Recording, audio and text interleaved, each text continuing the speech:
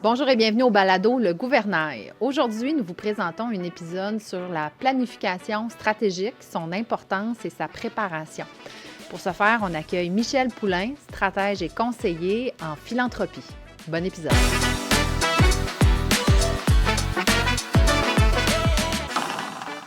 Michel Poulain, bonjour. Bonjour, merci de l'invitation. Ça fait grand plaisir. On est très heureux d'être avec vous aujourd'hui. Michel, présente-toi, s'il vous plaît, à nos auditeurs, ton parcours, peut-être quelques engagements bénévoles. J'ai l'impression qu'il y en a eu quelques-uns. Oui, Quelques-uns. oui. Écoutez, ça fait 25 ans que je suis en philanthropie. J'ai eu le bonheur de diriger deux grandes belles organisations, la Fondation du Centre hospitalier universitaire de Sherbrooke et la Fondation Cité de la santé à Laval. Ça a été des expériences fabuleuses à tout point de vue, des rencontres inoubliables, de travailler dans l'excellence au niveau médical et tout ça, c'est extrêmement stimulant pour un directeur général de fondation. Ma dernière direction générale a été à la Fondation de l'Institut Nazareth et Louis Braille. Donc, c'est dans un autre secteur, mais très, très pointu, c'est dans une ruche très particulière. Et ça aussi, ça a été une très belle expérience. Et je suis consultant depuis quelques années maintenant. Je me considère comme pré-retraité, mais je ne suis pas capable de prendre ma retraite parce que le téléphone sonne. Trop à Mais, partager. mais Trop à partager. c'est très agréable. Et dans le parcours bénévole, j'ai une grande fierté, c'est entre autres l'Association canadienne des dons d'organes qui assure le transport de dons d'organes à travers le Québec. Wow. Alors, peu de gens savent qu'il y a 12 véhicules de transport à travers le Québec qui sont conduits par des policiers bénévoles et qui assurent le transport des équipes médicales et des dons d'organes quand il y a des donneurs un peu partout au Québec. Et j'ai travaillé pendant une dizaine d'années à assurer l'aspect financier, organiser des choses pour ça de façon bénévole. Bien, Et vous à- me l'apprenez. mais actuellement, je suis à la Fondation Emma Québec. Et je suis aussi vice-président de la Fondation de la Maison Soins palliatifs, 5e saison. Moi, je suis natif de Lac-Mégantic, donc je travaille bénévolement à la Maison de Soins palliatifs. Donc, c'est important vous savez, j'ai reçu beaucoup, donc le fait de pouvoir redonner dans différentes causes, ça me tient vraiment à cœur. Et à la Fondation Emma Québec, c'est particulier parce que j'ai fait l'intérim de la direction générale à 2 reprises. Et j'ai tellement aimé la les gens qui sont là que j'ai Vous décidé avez d'embarquer sur poursuivi sur sur le le conseil conseil d'administration. d'administration. Voilà.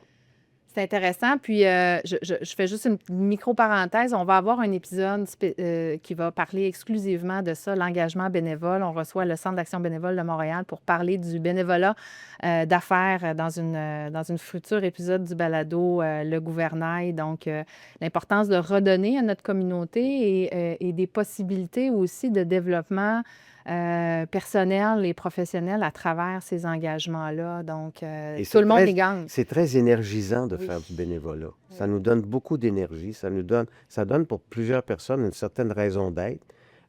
On apporte notre contribution à la Oui. société et ça, c'est très Un de leurs valorisant. slogans, c'est le bénévolat, ça fait du bien. Exact. Mais c'est en plein ça. Nos moutons, nos moutons. Première question. Quelles sont les grandes étapes d'une planification stratégique? Il y a une étape importante dans la planification stratégique, c'est l'engagement. J'ai vu, On a de la suite dans les idées, oui, Michel. oui, c'est le cas de le dire. J'ai vu souvent dans des organisations, on se dit, ben, on va se faire une planification stratégique, mais ça s'arrête là et ça reste sur une tablette.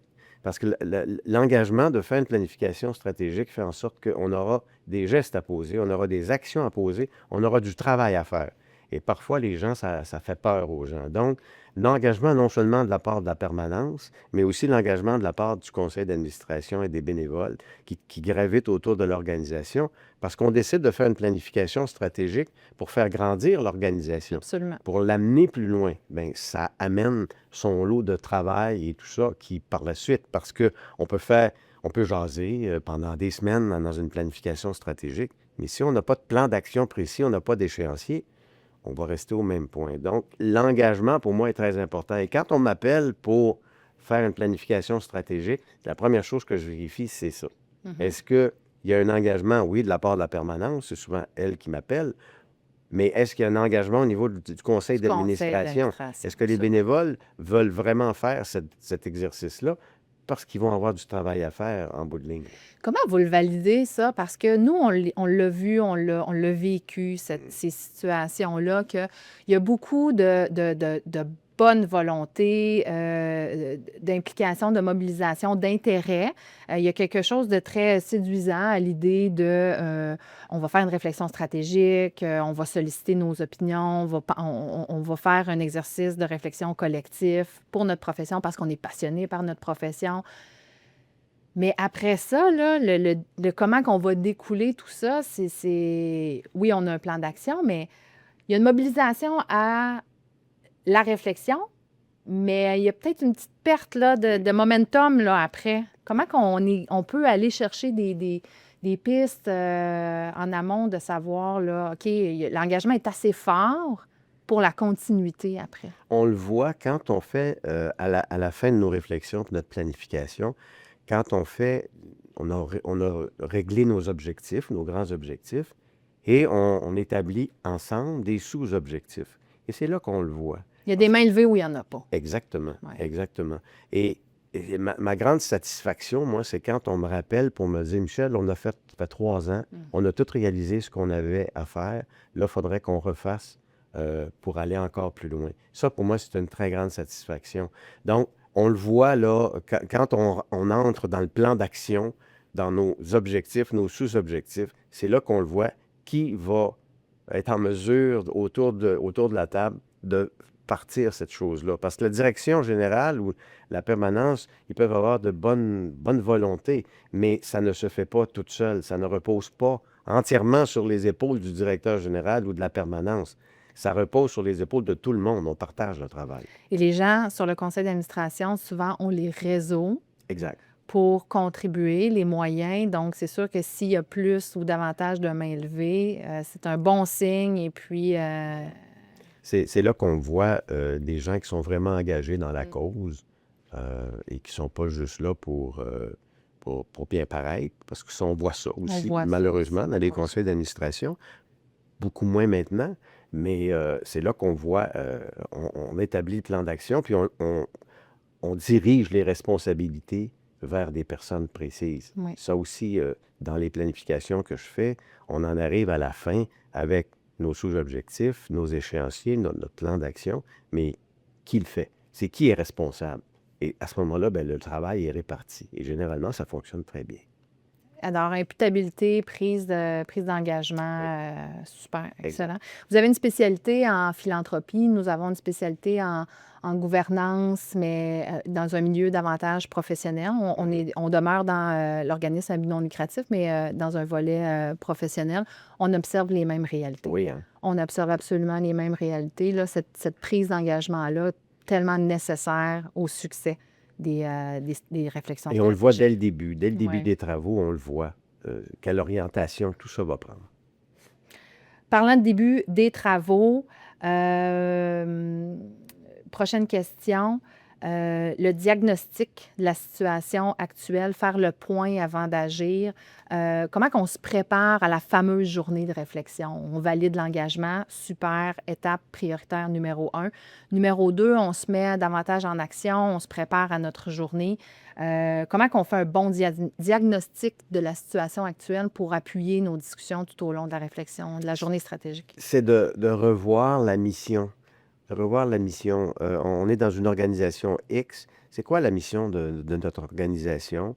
Et dans les préparations, je dis aux gens de faire une réflexion sur les forces, faiblesses, les opportunités, le fameux SWOT, que les gens commencent à réfléchir là-dessus puis prennent des notes sur leurs observations. Et quand on parle de mission, souvent, on va passer beaucoup de temps là-dessus parce que très souvent, les missions sont très catégoriques. Ce qui est important, en tout cas dans mon domaine au niveau de la philanthropie, c'est qu'il y ait de l'émotion dans les missions. Ça, c'est extrêmement important. Et puis je me souviens, quand on a fait la planification stratégique de la maison de soins palliatifs, on disait que dans la mission, que nous, notre job, c'était de ramasser de l'argent. Bon, mais encore. Alors, on a passé presque 3 heures uniquement sur la mission pour lui apporter une touche émotive. Pourquoi qu'on fait ça? c'est parce qu'on prend Faire soin, vibrer une corde, là. exactement, on prend soin de nos gens. On veut que les gens vivent une expérience, que la famille vive une expérience extraordinaire par le travail que l'on fait à la Fondation pour amener les sous. Donc, tout On le est dans volet, l'humain, là. On ne on peut est pas dans avoir une l'humain. mission ciblée sur le Exactement. bikini. Donc, l'émotion, et souvent, ça, c'est difficile à... Alors, comme animateur, ben, tu dois faire sortir les mots, et on en arrive à mettre de l'émotion dans notre mission. Alors, quand vous regardez, par exemple, vous allez sur le site Internet de la mission de Sainte-Justine ou la mission de l'hôpital Maisonneuve-Rosemont, vous allez voir qu'il y a de l'émotion il y a beaucoup d'émotions dans là. Et ça n'a pas besoin d'être long, une mission, là. Ça peut être 2 paragraphes. Mais il faut prendre le temps de bien choisir les mots. Et quand les gens lisent la mission, ben, ça les atteint, Ça les ça interpelle. les interpelle, exactement. Je dirais qu'en planification, il faut faire rêver les gens. J'étais dans une planification stratégique avec un trésorier, puis il a posé une question, ça m'a marqué. C'est quoi ton rêve cette année? On faisait les rencontres avec chacun des directeurs de comité. C'est quoi ton rêve cette année? Puis les gens sont comme pas habitués à se faire poser des questions comme ça, puis c'est mobilisant, c'est engageant. Ça met un sens Oui. à tout ce qui va être fait dans l'année après. Puis une Faut- imputabilité, je dirais, parce que là, on s'est mis de l'avant, là. oui, il faut se projeter, dans le fond. Faut se projeter et projeter l'organisation. Qu'est-ce qu'on veut réaliser? Où on veut être dans 3 ans ou dans 5 ans? En termes là, de personnel, par exemple, ou en termes d'activité, ou en termes financiers. Qu'est-ce qu'on veut réaliser? Et dans ces rencontres-là, c'est assez extraordinaire de voir les différents rêves que les gens ont au conseil. Mhm. Et tu mets tout ça ensemble et ça fait comme Des feux d'artifice. ça fait un popcorn, là, tu sais, là,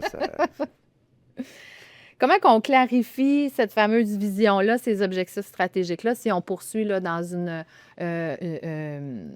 planification normale? Bon, on valide notre engagement, on valide notre situation actuelle, on commence à faire travailler nos administrateurs, nos gens autour de la table sur nos forces, faiblesses, menaces, opportunités. Après ça, on commence à définir des objectifs stratégiques, je dirais.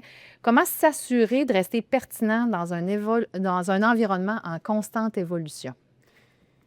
ça fait partie du rôle de la personne qui anime la planification stratégique, dans le sens de cadrer et d'encadrer les choses, parce que des fois, ça arrive que ça, comme je dis dans une expression, ça tire de partout, là. Alors, faut vraiment recentrer les gens, puis donc, c'est de prendre tout ça, là, prendre toutes ces munitions-là, puis de voir de quelle façon qu'on peut euh, vraiment synthétiser là, toutes ces choses-là. Et ça, c'est le rôle là, de la personne qui gère ou qui anime la planification stratégique, parce que c'est vraiment un rôle d'animation. Et à partir de là, ben, en synthétisant tout ça, OK, telle chose, oui, parfait. Alors ça a du bon sens. Oui, mais et souvent, une affirmation va en amener une autre, va amener ça, et c'est là qu'on évolue. Pour ce qui est de la question de maintenir notre organisation à niveau et tout ça, c'est pour ça que les planifications stratégiques, 3 ans, pour moi, c'est le maximum. C'était une de mes questions. Ouais, auparavant, on faisait Merci. ça 5 ans, mais là, maintenant, c'est 3 ans. Ça va tellement Ça va vite. trop vite, 5 La ans, là. technologie et tout ça fait en sorte que je suis arrivé tantôt dans l'édifice ici, ça fait très longtemps que je ne suis pas venu au centre-ville, et il y a un nouveau système pour les ascenseurs que je ne connaissais pas. Mais voyons. Alors, mais c'est ça l'évolution. Qui est Ah, beaucoup critiqué, je dirais, mais bon. ah oui, bon. Mais c'est ça l'évolution quand même. Donc, les organismes doivent aussi évoluer, être de leur temps. Il y a des bornes maintenant là, dans les centres d'achat pour faire des dons avec votre téléphone. Oui. Ça n'existait pas quand j'ai commencé il y a 25 ans. Donc, c'est tout ça qui fait en sorte que 3 ans, pour moi, c'est le maximum. Après 3 ans, on fait une mise à jour, on voit ce qu'on a réalisé, et très souvent, les gens sont hyper fiers, sont très contents de ce qu'ils ont fait. Puis là, ben OK, parfait, c'est quoi comme on dit en chinois, notre prochain step? C'est quoi qu'on veut faire après? On vit dans un monde effréné, donc même en stratégie, faut être un petit peu plus conservateur dans notre échéancier. Est-ce que pour une première réflexion stratégique, on pourrait aussi oser viser une vision 3 ans? Absolument. Oui? Absolument. Parce que quand le conseil d'administration décide de faire une planification, ils ont en tête d'aller plus loin. C'est pas simplement de faire un exercice un samedi, puis on jase ensemble, on a du plaisir, là. Le but de faire l'exercice, c'est effectivement d'amener l'organisation plus loin, de la moderniser, et souvent, moi, j'ai constaté beaucoup de paradigmes dans notre domaine. Il y a, dire, ben, on faisait ça comme ça, Mhm. puis on fait ça encore comme ça, puis on va faire ça encore comme ça. Je m'excuse, là, mais comme je disais tantôt, les bombes de dons, ça n'existait pas il y a C'est le 25 début de ans. la décroissance, là, le statu Exactement. quo, là. Le statu quo, le début. Donc, c'est du statu quo, ça ne fonctionne pas, là. Si c'est ça, ben là, on va perdre notre temps. Donc, la planification stratégique, le désir de la faire, c'est qu'on veut amener l'organisation ailleurs, on veut l'amener plus loin, on veut la faire grandir, on veut la faire évoluer. Et on a des exemples concrets au Québec dans les grandes fondations qui ont fait ces exercices-là. Et je pose une question élémentaire, mais tout de même, j'imagine qu'on s'y replonge. De toute façon, annuellement, on la réaligne, on révise les accomplissements de la première année, on Ah, c'est voit si plus elle est serré que toujours ça. actuelle. C'est OK. plus serré que ça. Moi, ce que je conseille aux gens, c'est qu'on a un plan de match, Oui. on a des échéanciers, on a des objectifs, on a des choses à faire. Et à chaque conseil d'administration, on sort le rapport. Alors, je suis rendu où dans tel objectif? Ce qui fait que le conseil d'administration est en mesure de mesurer à chaque conseil où on est rendu dans la planification. Et cette façon de faire fait en sorte que, comme je vous donnais l'exemple tantôt, au bout de 3 ans, l'organisation avait réalisé 90% de ce qu'ils avaient pensé il y a 3 ans. Et ça, c'est hyper stimulant. Là, on remet la Assurément. planification à jour, puis là, on dit, OK, parfait, on veut faire quoi? On veut l'amener où? Mais à chaque conseil d'administration, les administrateurs sont en mesure de mesurer l'évolution de la Par des planification. outils déjà planifiés, Oui, pensés par le oui, plan d'action, absolument. les suivis les fameux KPI, etc. Exactement. Parfait. Exactement. Très intéressant. Les stratégies, les axes d'action. Donc là, on a notre engagement, on a notre vision, mission, on a nos objectifs. Et là, prochaine étape, le plan d'action. Quels sont vos trucs pour guider cette discussion quand on tombe plus oui, l'action, l'opération, mais sans influencer? Quand on arrive à cette étape-là, qu'on a tout discuté de nos affaires, puis on a nos objectifs, nos sous-objectifs, là, à ce moment-là, moi, ce que je fais, c'est que je m'assois avec la direction générale et le président du conseil ou la présidente du conseil, et on détermine ensemble les échéanciers.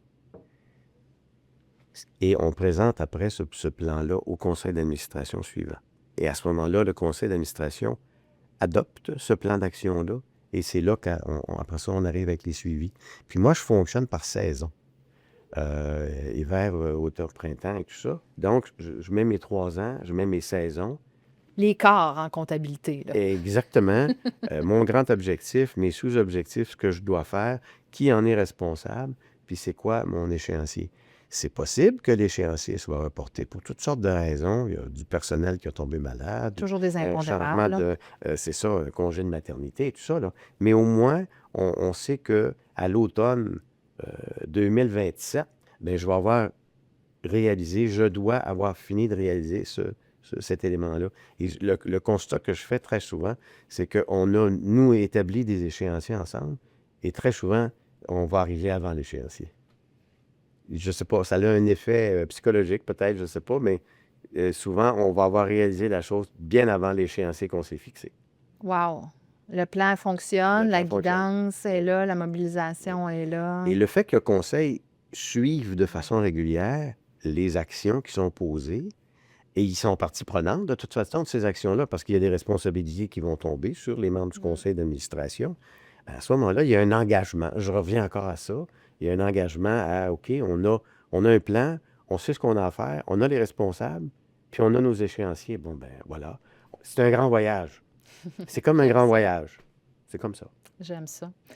Bien, on a des livrables, puis on a un suivi. Donc, à ce moment-là, on ne veut Oui, pas s'exposer à prendre quelques retards. En tant qu'équipe, là, oui, qui est responsable là, de la mise en application, oui. le suivi, j'entends là, le suivi rigoureux à chacun des conseils d'administration est clé C'est dans la clé. l'équation. Effectivement, c'est vraiment, vraiment vrai. Puis c'est pas une question de mettre de la pression sur la permanence ou la direction générale. C'est simplement d'assumer la responsabilité qu'on s'est donnée. C'est tout. On a dit, on fait ça. Puis là, s'il y a un retard sur X, mais pourquoi qu'il y a eu il est arrivé telle situation. Donc, le conseil est en mesure de bien suivre tout ça, puis la permanence aussi, bien Je sûr. ne le vois pas comme ça. À la limite, c'est un signe de respect de tout le monde, de Oui, l'exercice. Puis, si on n'atteint pas justement certaines échéances ou objectifs, qu'est-ce qu'on peut faire collectivement oui, pour y parvenir? oui. Donc, ça passe aussi par ces suivis-là et cet apport, cette implication-là, autant du conseil d'administration que de l'équipe en place. Et ce que ça amène aussi, un exercice comme celui-là, ça amène une implication encore plus grande des membres du conseil. Mhm. Ça, ce n'est pas à négliger. C'est que les membres du conseil d'administration se sentent partie prenante de ça. Et ça, c'est très stimulant. Bien, il y a tellement de fierté à atteindre des objectifs en équipe, là. Voilà, exactement. Quels sont vos trucs pour guider cette discussion sans perdre le cours de la conversation? Bon, on est dans une journée stratégique, on discute.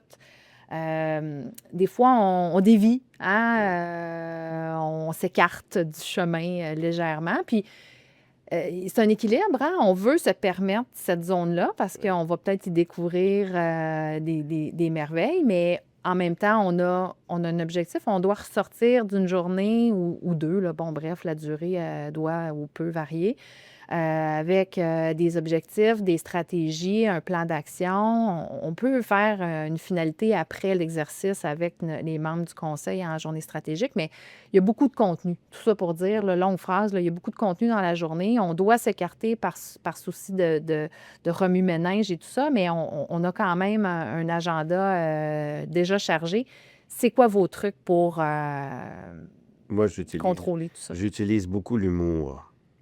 Faut que ça soit plaisant, cet exercice-là. Faut qu'on ait du plaisir à le faire.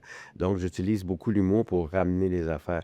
Et ça, je vous dirais que dépendamment des dossiers que j'ai faits, il y en a certains, je suis sorti de là épuisé, là, parce que ça, effectivement, ça tire un peu partout. Mais avec l'humour, ça détend, ça amène une atmosphère qui est très, très différente. Et puis, ça amène aussi beaucoup de réflexion.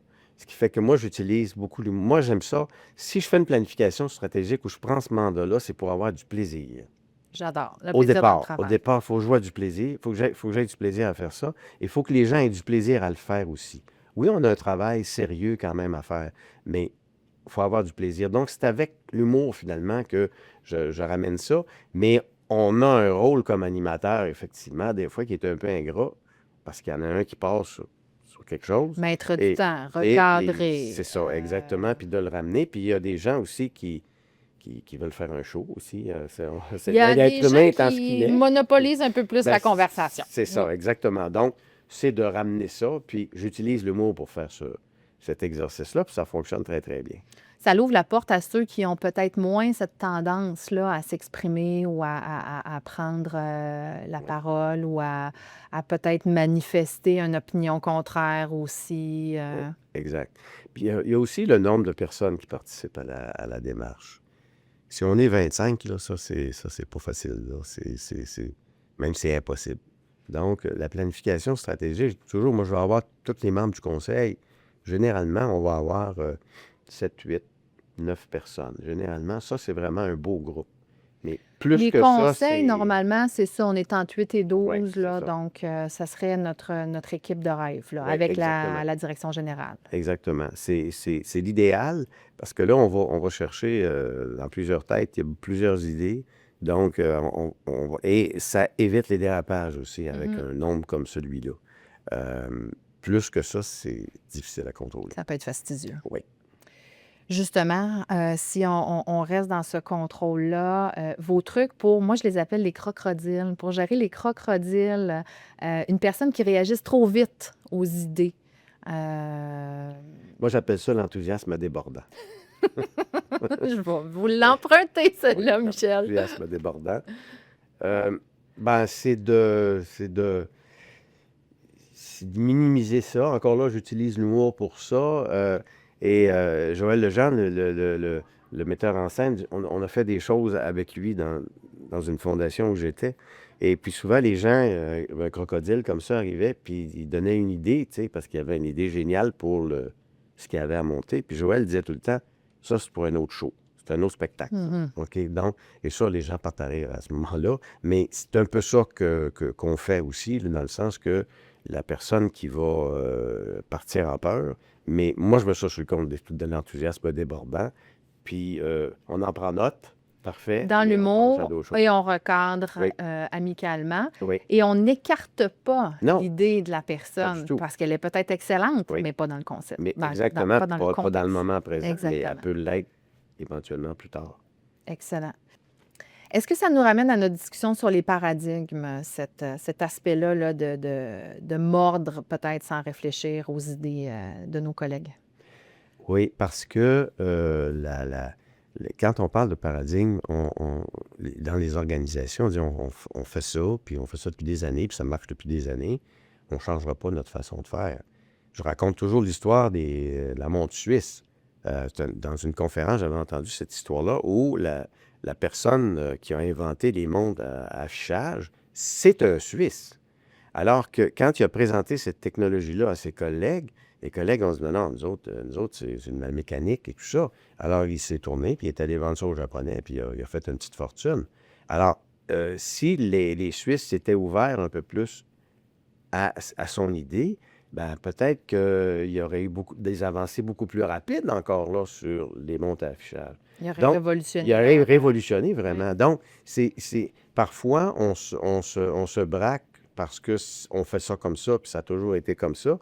Mais il y a des nouvelles façons de faire. Comme je parlais un petit peu plus tôt, les bornes de dons dans les centres d'achat, ça existe aujourd'hui et ça fonctionne. Donc, il faut rester ouvert. Des fois, c'est de voir au-delà de l'idée déjà gagnante aussi. Les montres suisses, c'est un succès, c'est une renommée, Oui. c'est un succès mondial de siècles, à tout le moins plusieurs décennies. Mais là, c'est de voir au-delà de ça, quand même, tout de même, le potentiel ou... Oui. Quand les dons en ligne ont débuté, à ce moment-là, moi, j'étais à la Fondation Duchu à Sherbrooke et notre fournisseur de services là, pour le logiciel pour les donateurs nous avait proposé ça. Alors, on l'avait installé et ça ne marchait pas pantoute. Ça ne fonctionnait pas du tout. Alors qu'aujourd'hui, le don, on l'a laissé, et puis à un moment donné, c'est venu. Mais si on avait abandonné ça, parce que ça ne marche pas, tu sais, Mhm. ben, on Ouais. aurait passé à côté de quelque chose parce que maintenant, les fondations ne fonctionnent uniquement par ça ou à peu près. Le don en ligne, les formulaires en ligne, on organise un événement bénéfice, tous les formulaires sont en ligne et tout ça. Il faut s'ouvrir, là.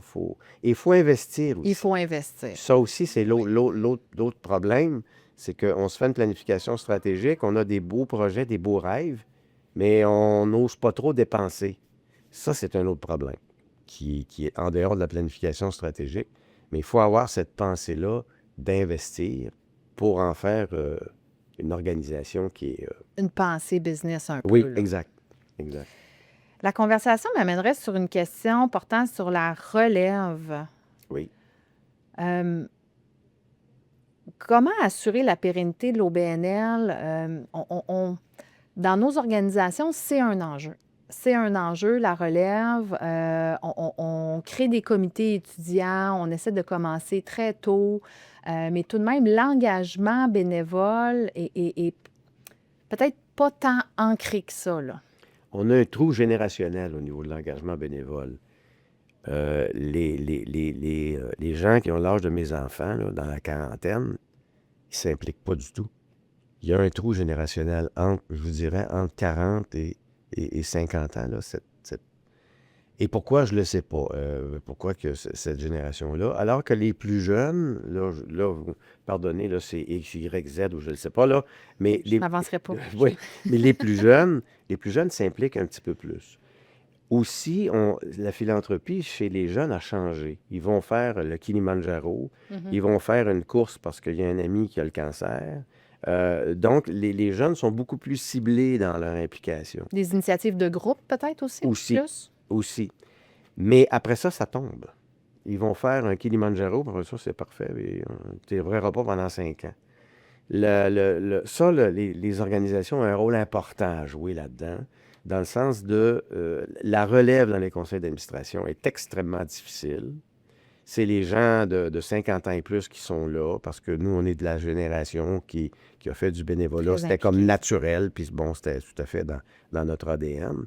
Donc, les fondations, les organismes doivent vraiment mettre l'accent là-dessus, créer une aile jeunesse. Il y a toutes sortes de moyens de le faire. Je vois des organisations, des fois, qui vont créer une aile jeunesse puis qui les laissent organiser leur événement.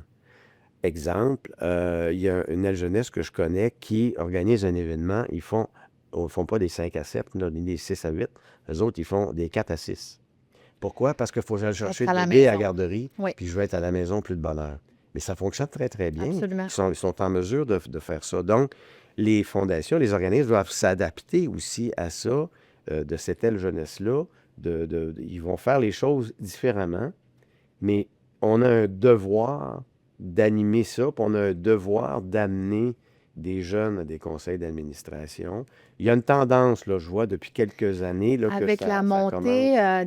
des programmes RSE dans les entreprises, la responsabilité sociétale Oui. des entreprises, j'ose espérer, et à tous les entrepreneurs à l'écoute, la création de ces programmes-là et par le bénévolat de groupe ou par le bénévolat d'expertise, d'aller justement pousser un petit peu là, l'implication sur des conseils d'administration. On a un travail à faire de ce côté-là. On a un travail à faire de promotion. Est-ce que ça part... moi, je pense que ça part des membres du conseil d'administration d'une organisation parce que dans les membres du conseil d'administration d'une organisation, ils ont des jeunes autour d'eux. Donc, c'est un devoir de chaque membre du conseil d'intéresser une jeune fille ou un jeune homme à joindre les rangs puis à faire ça. On a un devoir, nous autres, là, les plus vieux, à transmettre comme je dis, contaminer les jeunes à ce que le bénévolat puis à travailler pour une cause, c'est plaisant, c'est le fun. Ça te permet d'étendre ton réseau. Tu sais, il y Absolument. a les LinkedIn, il y a les Facebook, il y a toutes ces affaires-là, là. Et comme disait Michel Côté, dans un film, il dit les jeunes ont Facebook, un réseau social, mais quand ils déménagent, c'est le père qui appelle. Il appelle les chums qui sont pas là. C'est dans un des films que Michel Côté joue. Et ça m'avait frappé parce que c'est ça, c'est que les jeunes, ils pensent qu'ils ont des réseaux sociaux, ils ont beaucoup de monde autour d'eux. Mais quand c'est le temps de s'impliquer, c'est pas la même chose. C'est Jamais parfait, été c'est correct. autant isolé. Mais le bénévolat nous permet d'étendre notre réseau, nous permet de rencontrer des gens qu'on n'aurait jamais rencontrés autrement et qui vont nous permettre d'évoluer personnellement Absolument. et professionnellement. Absolument. Michel, j'ai une section en rafale pour vous. Oh, Qu'est-ce qui d'accord. vous vient spontanément à l'esprit? Un OBNL devrait revoir son plan stratégique à quelle fréquence? Aux 3 ans. Aux 3 ans. Oui. À tous les conseils d'administration, on fait nos suivis, mais sur une période de 3 ans, on fait notre Oui, refonte. On réfléchit. absolument. On fait une mise à jour. Oui. Super. Quelle durée recommandez-vous pour l'exercice de réflexion stratégique? Ça dépend de l'organisation. Ça dépend de la grosseur de l'organisation. Ça dépend de ce qu'ils peuvent faire. Souvent, une mise à jour, ça va prendre une journée parce qu'on a déjà fait beaucoup de travail en amont. Une nouvelle planification stratégique dans une petite organisation, on va prendre une journée et demie peut-être. Dans des plus grosses organisations, on peut peut-être prendre 2 jours, même ça peut aller jusqu'à 5, mais dépendamment de la grosseur de l'organisation. J'en ai fait une pour une importante fondation du milieu hospitalier. On a eu 5 rencontres, mais ça prenait ça, compte tenu de la grandeur, de la grosseur de l'organisation. Fait que ça dépend vraiment de C'est du l'organisation. cas par cas. C'est du cas par Il n'y a cas. pas de Oui. réponse miracle. Oui. L'importance, selon vous, du cadre dans lequel la journée s'organise. Ah, ça, c'est très important. Il faut que ça soit dans un cadre inspirant, dans un cadre qui nous inspire. Euh, On sort des sentiers on battus. sort des On sort du sentiers battus. bureau. On Là. va à Jouvence, on va, je sais pas moi, dans la région de Québec. Mais il faut effectivement sortir parce que ça nous amène dans un climat, dans un environnement qui est propice à la réflexion. Et je vous dirais que les planifications stratégiques qui ont connu le plus d'efficacité, c'était dans un environnement propice à la réflexion. Super. Le nombre optimal de joueurs invités à la partie, on l'a... 8 à 9 8 à 9 maximum. maximum. Ouais. Est-ce que vous confieriez ou non à des intervenants externes le rôle d'accompagnement? Si j'étais dans une fondation, absolument. Je l'ai fait comme directeur général dans les autres organisations. Malgré que c'est dans le cœur de votre expertise. Oui, mais j'emploie une expression là-dessus, c'est comme directeur général d'une organisation, tu ne peux pas faire ta propre planification stratégique. Il faut que tu aies quelqu'un qui est au-dessus de la forêt, parce que toi, tu es dans le bois puis tu as le nez collé sur l'arbre. Alors que la personne qui va être la consultant va être au-dessus de la mêlée et il va dire, mais passe par là. Alors, voyez-vous, on ne peut pas faire ça soi-même. Ça prend vraiment un regard extérieur. On est biaisé, là. Oui, exactement. Puis, des fois, on peut faire passer le message qu'on veut passer, puis c'est pas une bonne idée. Alors, on y va avec vraiment quelqu'un qui est à l'extérieur et qui va animer et apporter l'expertise là-dessus. J'aime ça. J'adopte. Pour notre propre retraite stratégique. On est déjà à la conclusion. Déjà? Oui, Michel, merci beaucoup. Ça fut tellement, tellement agréable comme conversation. Question finale Oui. pour vous. S'il y avait une seule action à poser demain matin pour sécuriser la pérennité de son OBNL ou de sa fondation, de son regroupement associatif, quel serait ton conseil? C'est ce que j'ai toujours eu dans mes organisations quand j'étais directeur général.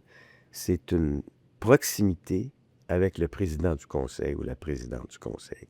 Cette proximité-là, elle est extrêmement importante. Dépendamment de l'organisation aussi.